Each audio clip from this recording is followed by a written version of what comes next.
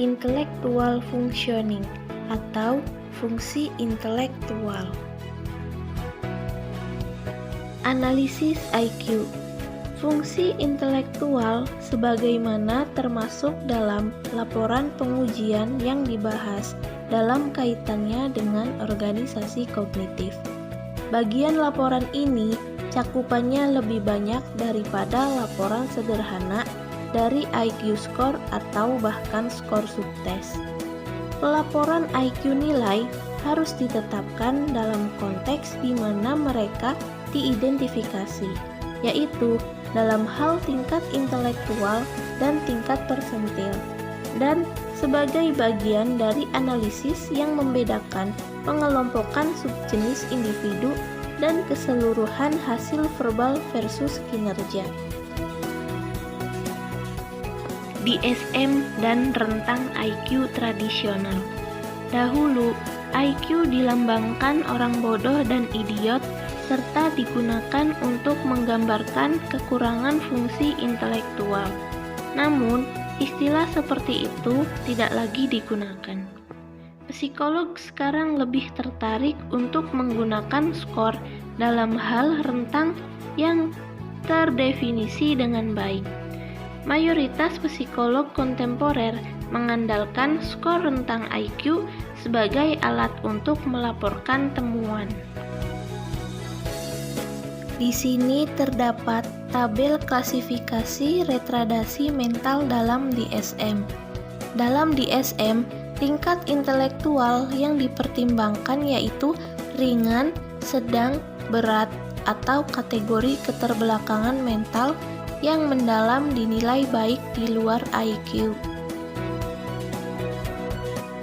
Timbangan tes kecerdasan.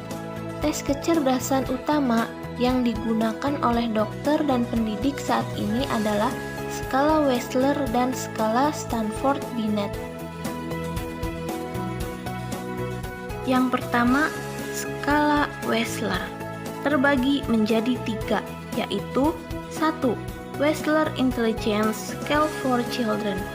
Tes ini mengukur fungsi intelektual yang lebih global. Tes intelijensi ini digunakan untuk tes intelijensi pada anak usia 8-15 tahun. Tes ini terdiri atas tes verbal dan tes performance. Tes verbal terdiri atas materi, perbendaharaan kata, pengertian, informasi, hitungan, persamaan, dan rentang angka.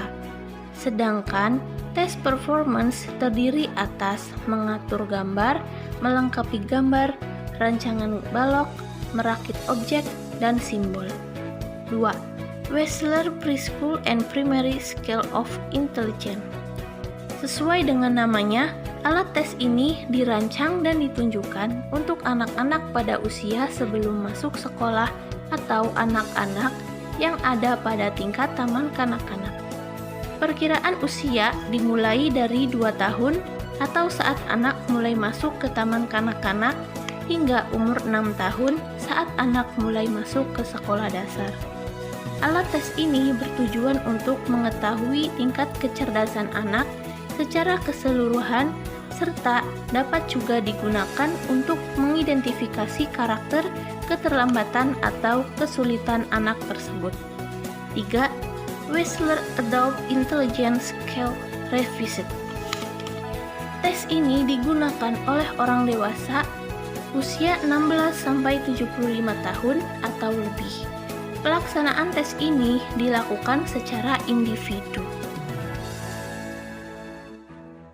Di sini terdapat tabel klasifikasi skor IQ pada skala Wechsler. Kemudian yang kedua ada skala intelijensi Stanford-Binet. Skala intelijensi Stanford-Binet sekarang dalam edisi kelima adalah tes kemampuan kognitif dan kecerdasan yang digunakan untuk mendiagnosis defisiensi perkembangan atau intelektual pada anak-anak. Tes ini mengukur 5 faktor tertimbang dan terdiri dari subtes verbal dan nonverbal. 5 faktor yang diuji adalah pengetahuan, penalaran, kuantitatif, pemrosesan visual spasial, memori yang bekerja, dan penalaran cairan.